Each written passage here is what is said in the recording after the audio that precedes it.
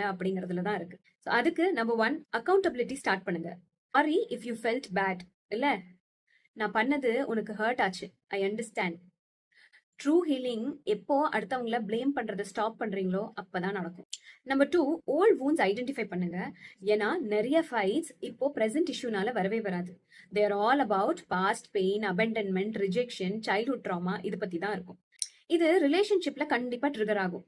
உங்களோட பார்ட்னர் உங்களோட எனிமி கிடையாது. சம்டைம்ஸ் அன்ரிசால்வ் பெயின் தான் உங்க எனிமியாவே இருக்கும். தேர்ட், சேஃப் கம்யூனிகேஷன் கிரியேட் பண்ணுங்க. ஆக்சுவலி ஜட்ஜ்மெண்ட் இல்லாம பேசணும், இன்டர்பிரட் பண்ணாம கேட்கணும். டிஃபெண்ட் பண்றதை விட அண்டர்ஸ்டாண்ட் பண்ண ட்ரை பண்ணுங்க. நம்பர் 4 கோ ரெகுலேஷன் ப்ராக்டிஸ் பண்ணுங்க.